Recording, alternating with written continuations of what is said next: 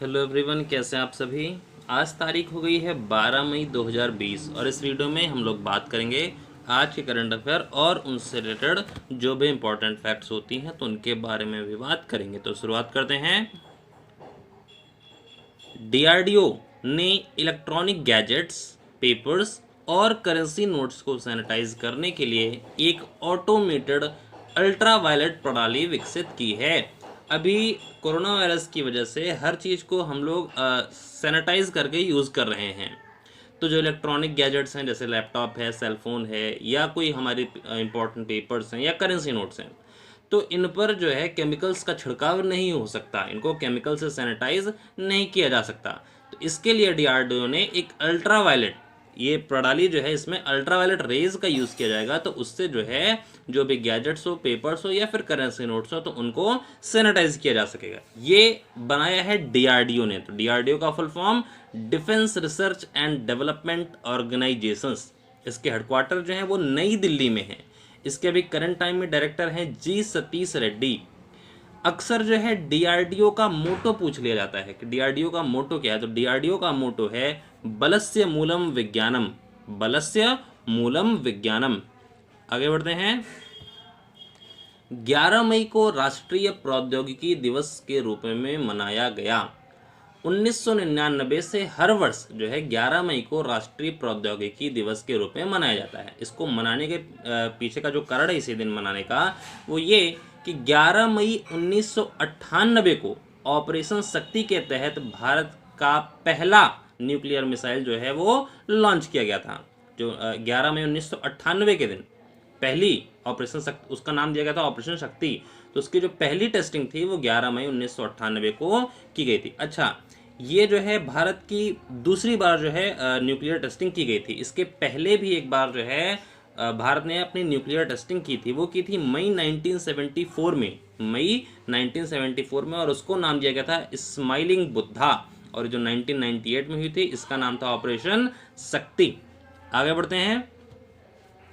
नरेंद्र बत्रा मई 2021 तक अंतर्राष्ट्रीय हॉकी संघ फेडरेशन द इंटरनेशनल हॉकी के अध्यक्ष बने रहेंगे।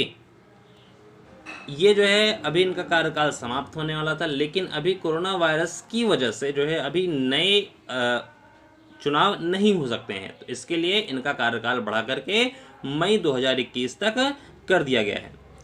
फेडरेशन इंटरनेशनल हॉकी, अंतर्राष्ट्रीय हॉकी महासंघ, इसका जो हेडक्वार्टर है ये ल्यूसाने स्विट्जरलैंड में स्थित है। और इसके अभी जो प्रेसिडेंट है वो नरेंद्र बत्रा ही हैं। आगे बढ़ते हैं। प्रख्यात इतिहासकार हरिशंकर वासुदेवन का निधन हो गया है। ये रशियन हिस्ट्री और मिडिल एशिया हिस्ट्री के बहुत बड़े चेहरों में से एक थे, रशियन हिस्ट्री और मिडिल एशिया के हिस्ट्री के। तो अभी जो है इनका हाल ही में निधन हो गया और ये इतिहासकार थे। तो यहाँ पर ये जो इतिहासकार थे ये इंपॉर्टेंट है, क्योंकि प्रश्न ये पूछा जाएगा कि ये किस क्षेत्र से संबंध रखते थे। तो इतिहास से संबंध रखते थे और एक इतिहासकार थे। आगे बढ़ते हैं। Finding freedom, Harry and Megan and the making of a modern royal family, ये ओमिड स्कोबी और कैरोलिन डुरंड की पुस्तक है। प्रिंस हैरी जो थे इन्होंने अपनी जो रॉयल्टी है वो छोड़ दी है और अब ये अमेरिका में सेटल हो चुके हैं, यूएस में सेटल हो चुके हैं। और इन्होंने हॉलीवुड एक्ट्रेस मेघन मर्कल से शादी की है और अब उन दोनों के ऊपर एक पुस्तक लिखी गई है, फाइंडिंग फ्रीडम, हैरी एंड मेघन and the making of a modern royal family. तो इसके जो लेखक हैं वो हैं ओमिड स्कोबी और कैरोलिन डुरंड। आगे बढ़ते हैं।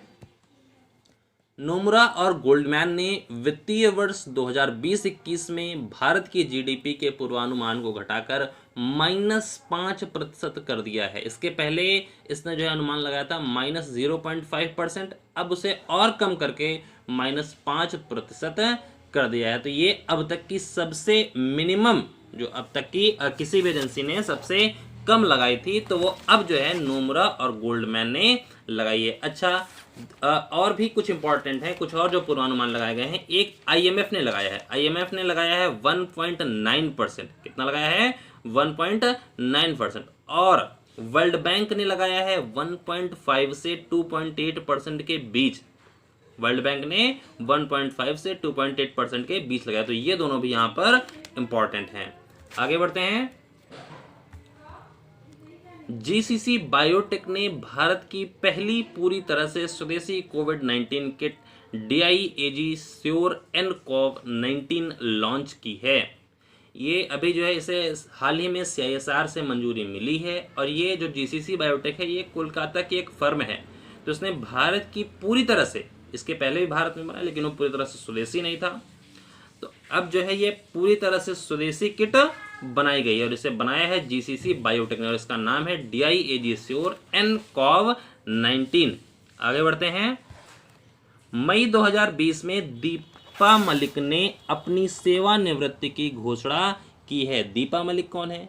ये इन्होंने एक पैरालंपिक खिलाड़ी हैं। ये जो है भारत की पहली महिला खिलाड़ी हैं, भारत की पहली महिला खिलाड़ी हैं जिन्होंने पैरालंपिक में भारत के लिए कोई मेडल जीता हो। तो ये इन्होंने 2016 के जो पैरालंपिक्स गेम थे तो उसमें इन्होंने शॉर्ट पुट में सिल्वर मेडल जीता था। आगे बढ़ते हैं।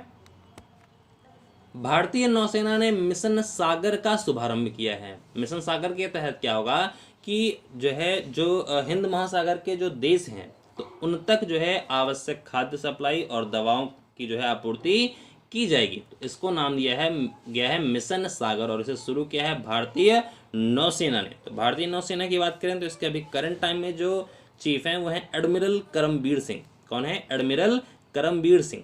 ठीक है। अच्छा, नेवी डे जो मनाया जाता है वो मनाया जाता है 4 दिसंबर को। कब मनाया जाता है? 4 दिसंबर को। 4 दिसंबर को क्या हुआ था? 4 दिसंबर 1971 को भारतीय नेवी ने कराची पर आक्रमण किया था। जब 1971 का जंग चल रहा था तब 4 दिसंबर 1971 को भारतीय नेवी ने कराची पोर्ट पर आक्रमण किया था। तो उसी विजय को याद रखने के लिए जो है 4 दिसंबर को नेवी दिवस के रूप में, नौसेना दिवस के रूप में मनाया जाता है। आगे बढ़ते हैं। भारतीय कवि रविंद्रनाथ टैगोर को उनके 159वें जन्मदिन पर श्रद्धांजलि देने के लिए इजराइल ने तेल अवीव में एक सड़क का नाम उनके नाम पर रखा है। इजराइल ने क्या रखा है? एक सड़क का नाम उनके नाम पर रखा है। अच्छा, अभी ये काम किसने किया? ये काम क्या है? इजराइल ने। तो इजराइल की कैपिटल है जेरूसलम। क्या है? जेरूसलम।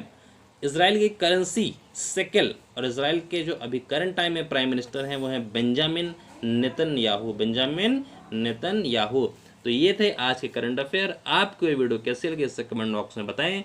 वीडियो को लाइक करें, शेयर करें और चैनल को सब्सक्राइब करना ना भूलें। Thank you everyone for watching this video.